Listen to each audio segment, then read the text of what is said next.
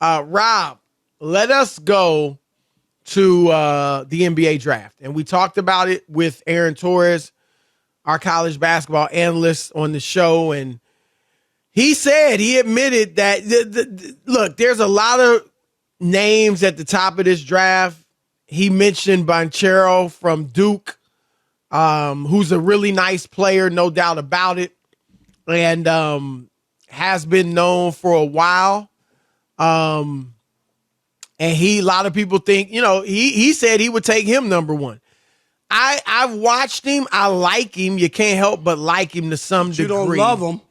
Yeah, I don't. And I don't know. Look, Duke, was he held back a little? I'm not putting anything on Coach K. Obviously, he did a great job this year. But, it's a system. So sometimes you may not get to shine and show everything. But I just saw, I don't know. I thought he could have been a little more dominant. He's got great size, handle, plays outside for that size. And I just thought he could have been a little more dominant at that level going to the rim than I thought he was. But certainly a top prospect. And, a lot of people like him. Jabari Smith, Rob, from Auburn, I think Auburn, a lot of the people are big on him. And he is a top player. What I've seen, he could shoot it. I think he shot 42%, Rob, from three as a 6'10 guy. So that says a lot. Incredible. That's an incredible number right there. Yeah. There's no doubt about it. That is fantastic. And he's got some athleticism with him as well. Rebounded the ball pretty well too. So a lot of people high on him. And but the guy that is really the most intriguing player in the draft is Chet Holmgren, Rob. The 7-footer from Minnesota, played with Jalen Suggs in high school.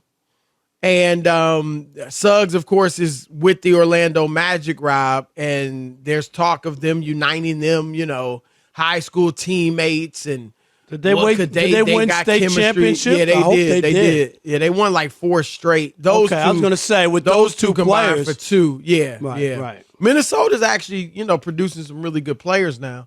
But yeah, they won state, and a lot of talk about, they want their chemistry together and so on and so forth.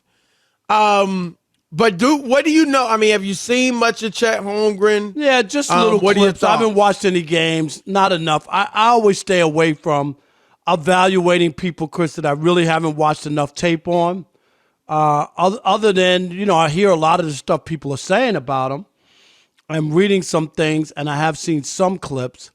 I'm always a little leery, and I don't know why. Maybe because of the history of the league. But, like, might work, might be a star, might not work. It's just such a crapshoot, and it's not just a thing against Holmgren. It's not. Chris, right, you don't know. You just don't know, and right. and you want to be careful because you're hoping you're not getting a first overall pick anytime soon again. So you want to get it right, and teams have not gotten it right. And I get it. It's not an exact science. We don't know, Chris, who makes the transition from one league to the other. Right. In college, there's so much fodder, players who are not of that ilk and not of that skill set that you play against. Right. And you dominate. And then you get to the NBA, and everybody can play. Everybody. Yeah, there's no doubt. And I saw some of this kid in high school. When I first saw him, I was amazed. Rob, he is a 7-footer who handles the ball like a guard. I've seen the video on where he drives past a player, right, with his handle, Chris. There's a video of him shaking up Steph in some, and then going to the basket, piece of cake, like get out of my way. Right. And I watched him against, all-star teams in high school, and he's bringing the ball. It wasn't just like a nice move on the wing. He could bring the ball up to some degree. And he Rob, the only thing I see that is a red flag is his size, his incredibly thin frame. Yeah, he's 7 feet tall, 195 pounds. So you weigh more You than can him. imagine how I'm about the same, to be honest, about the same as him. And he averaged 14 points a game, second on the team. Didn't shoot, well, had led the team in field goal percentage for the guys that played a lot, 61%. Shot 39% from three. Rob, he led him in rebounding. He can shoot it. He can handle it. He can block shots. You think, right? He's not just one of these soft guys that can't block shots. Now, he's tiny as far as his frame, but he's got an inner toughness in that I've seen him in the post guarding guys or going against guys who are obviously bigger than him as far as their frame, and he holds his own. So he's a tough kid mentally. I don't know, if his body can handle it physically. That's really the one, to me, Rob, that's the one question. That's it. But that's a big question. And he was asked, here's something, I'll see if you like this, how you feel about this. But he was asked, Rob, who is the best player in the NBA? This was just a few days ago, around the time of the draft lottery. Here's what he said. Best player in the NBA, in your opinion? Myself in 2 months. Myself in 2 months. I just threw up in my mouth. Chris, really? Yes. Like, I get it. You want to be confident. You want to say, hey, I want to be, I would love to be the greatest player when it's all said and done in my career. I love all that.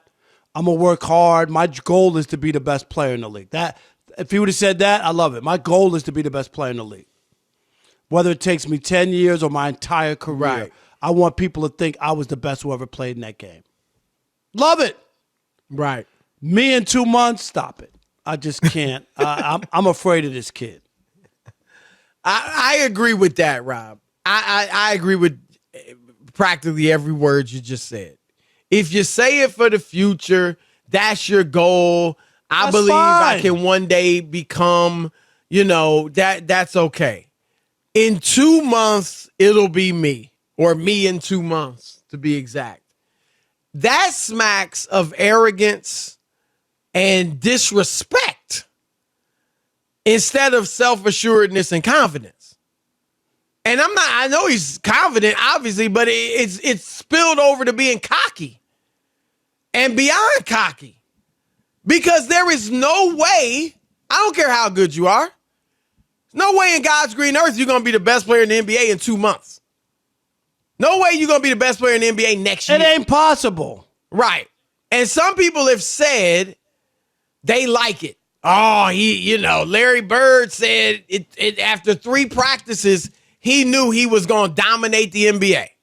And that's a true story. Well, Larry Bird also was 23 years old. This kid had an NBA body. This kid is I don't know, is he 18, 19? But he's 1 year removed from high school and does not have an NBA body.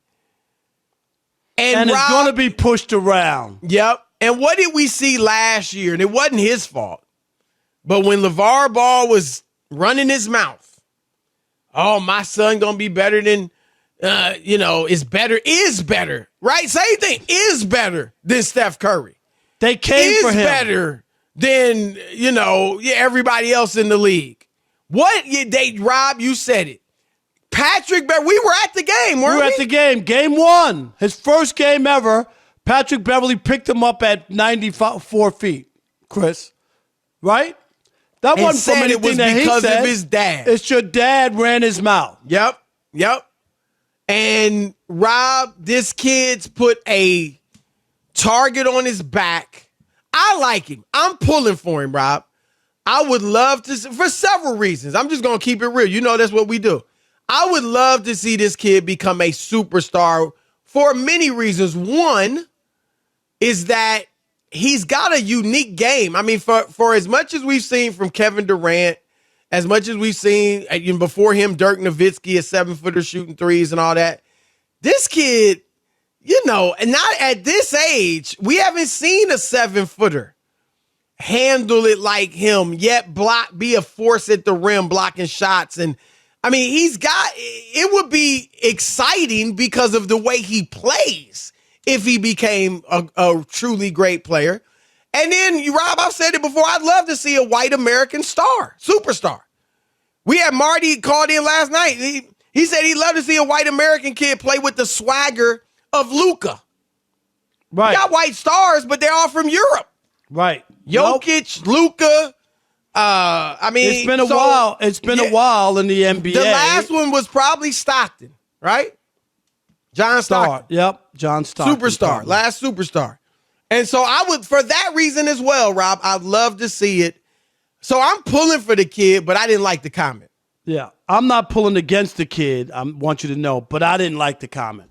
I just thought it's a little Chris. I don't know, immature, naive, arrogant, like a couple things. Like, why would you put that out there? Yeah, it is also naive. You're right. Right? A little naive. Like, why would you do yeah. that? You know, players heard that, right? You're going to be the best player in 2 months? I mean, right. Okay. Right. Yeah, we got you. Who else is coming to the league saying that? Nobody. I remember LeBron 2003. I don't remember the exact. I know you remember they had him and Carmelo on at the draft lottery. And LeBron, I don't know if he was asked who would win in a game of one-on-one between you and Melo or who's better, but it was something to that effect. He said Melo. Now, he was being humble. I'm sure he thought he was the best player. But that's how you answer it. Right. It's easy to say that and move on. Right? Right. I mean, so like I said, I am pulling for him, Rob. I'm not neutral on him. I hope he can be great. But, we'll see. And I do think he put a little extra bit of a target on his back. All right.